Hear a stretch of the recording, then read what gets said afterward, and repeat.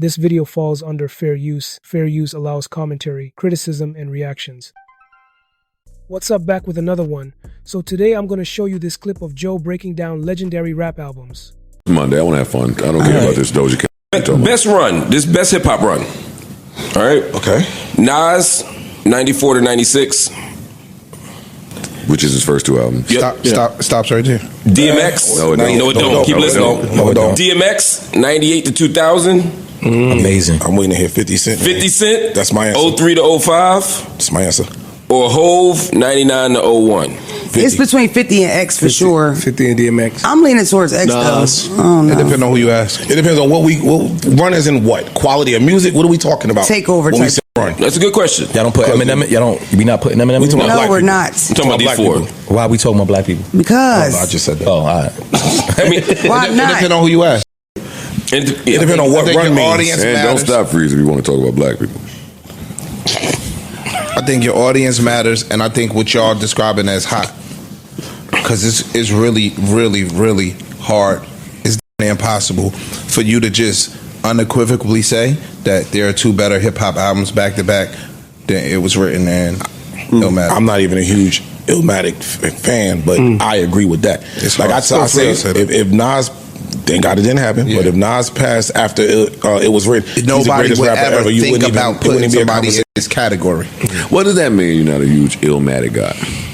Like when you say that, what do you mean? I'm not a fan of that album too much. It Was Written was a much better album to me. But you said it was a dope album though. It's cool. I don't. It's not. That's. What happened? I'm not gonna clown you for your. No, I don't. I'm used to being clowned for my takes. That's not an album that. It's a hard listen for me. Why? It's not a hard listen. Yes, it is. That might be generational, actually. But I want to understand anything. It's not. I like. You know what it is? It's. There's no. I've come to accept. I am a more commercial fan. So none of that stuff was relevant, right? I'm not saying necessarily. I'm not trying to be funny. Hold on, I'm not saying not even that. Just the sound. It was a very gritty, hard. It wasn't clean. It wasn't. You like Reasonable Doubt? Not as my favorite. Not as my favorite Hove album. I mean, I do like it on there though. 1 to 10. Reasonable Doubt. 6, 7. What year is Illmatic? It's 94. 94. Were you a fan of hip hop around that time? Yes, I was. I figured Freeze out, and not figured it out because I probably knew this already. Freeze is just not a fan of New York. No, but I like certain New York. I like Capone and Noriega. I'm not gonna say I'm that. a big CNN fan. I like the Locks. I don't like the Love's 50. I love 50. I love Nicki. Like there's New York. I love LL Cool J. I love certain New York rappers. I'm just not a fan of Energy. That's what he likes. I don't. And I feel like Nas was like. You like Dipset? Love Dipset. Love Dipset. I feel like Nas had like a little intelligence with it. I'm gonna say this. I was not at all. Tricky words on there or something? Not at all. But what we have in common is we do like ignorance. We like the Pooh Shiesties and the real quick but that's to after. the point. I'm not even talking about up to that point yet. But okay, let me just make my own point then. I like that too. But that's what I'm saying to you. So with me, like, because first I was with you, because I'm not going to say that. I would never say it's a hard listen, no. And there's songs on both albums that I know that are like very important to me, but I'm not necessarily like a Nas fan, and I'm not a Nas album front to back. I'm just not. Now, for me, I'm not. I mean, but I still can appreciate the music, and it's still it's still bangers on there that I know that were important to me. And y'all got to think, when them albums came out, I'm 7 and 8, right? But my first album I learned back to back, it came out when I was like 8 or 9, was Ready to Die. That's what I liked. And What do you think of Ready to Die? I love Ready to Die. Absolutely love it. I think you like more melodic. Yeah, so I think that's what I'm saying. When I say the sound, that's why when we had the talks about like, you know, the boom bap type. Yeah, that I can't listen to that. It's just hard. It's and not to me, enjoyable. Nas is on the way to boom bap. Like I like more melodic. I I'm not judging it. I mean, it's surprising to me. That's all. But I know a lot of people. You sit there with your little judgy faces, so I get judged. It's more surprise face. Like I know a lot of people who, when they're honest and they're not around people who they think they want to impress, they say they prefer It Was Written to Illmatic. I hear that a lot from people. Me too. I just don't see it that way. To me, Illmatic is a masterpiece, production-wise, lyrically, and for me, the context is also important. Like, it was innovation. You know what I mean? Like Nas was introducing a new a new level of lyricism, and you know what I mean. To me, when I think about modern lyricists, Nas is like the standard bearer. You know what I mean? Let me just jump in real quick because anytime Joe talks about the best rap albums, it always gets interesting. He's got that deep music brain, he's lived it, and he actually makes valid points even when people don't agree.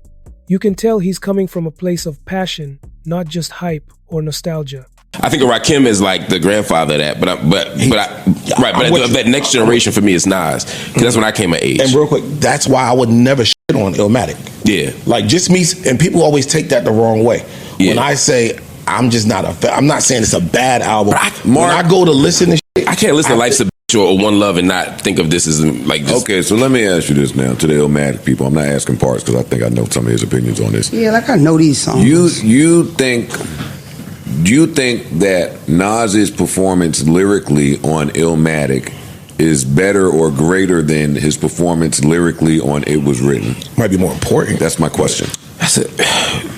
You use the word. You say is it lyrically better or greater? It's greater. His lyrical performance only. It's greater. I won't say it's better, but it's greater. On Illmatic, for sure. Because impact and time, it matters. I think they're about the same. It's about the same. I don't think. No, but I think Illmatic was a bigger intervention. Like that's what I'm saying. That's what I say. Like I don't think it's better. Yeah, okay. I just think it's greater. Like yo, dog. Y'all know how I feel about Nas. Did y'all see Children's Story just went platinum, by the way? What'd you say? Yeah, Children's Story just went platinum. The single. I can't hear. I can't hear what you're saying. Children's Story. Oh, they gotta stop. The single. Yes. The single. Yeah, the song. They gotta stop. Just went platinum. That's bullshit.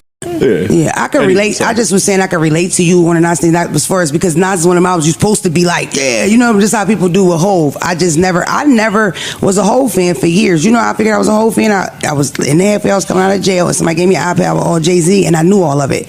And then I was like, well, maybe I do like this. And then I kind of revisited because I think I didn't like him as a person versus the music, you know. But me, I know what I like. My favorite music is rap. I like harder things. I like violent music. If you 8, 9, and my mother's buying me a Ready to Die album and allowing me to listen to that, he's talking about robbery, he's talking about suicide, he's talking about all these things.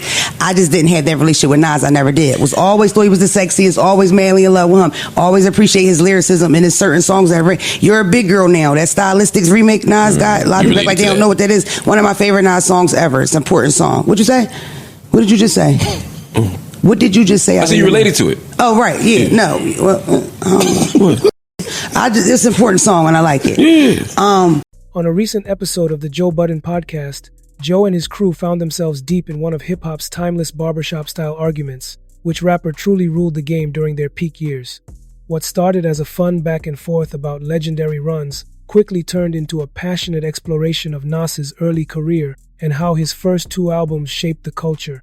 They compared dominant eras from artists like Nas, DMX, JC, and 50, but it was the discussion about Nas's back-to-back releases that really sparked emotion. Joe argued that Nas's first 2 projects represented one of the strongest creative stretches ever seen in rap, almost impossible to top in terms of consistency and cultural weight. One of the co-hosts pushed back, saying he was never a big fan of Nas's debut, describing it as a gritty and raw experience that felt more like a time capsule than an album you could just play through today. He admitted he preferred the follow-up, praising its slicker production, wider appeal, and stronger sense of polish. Joe and Parks disagreed, insisting that the debut's unfiltered sound and dense lyricism defined an era and set a new standard for what hip-hop could be.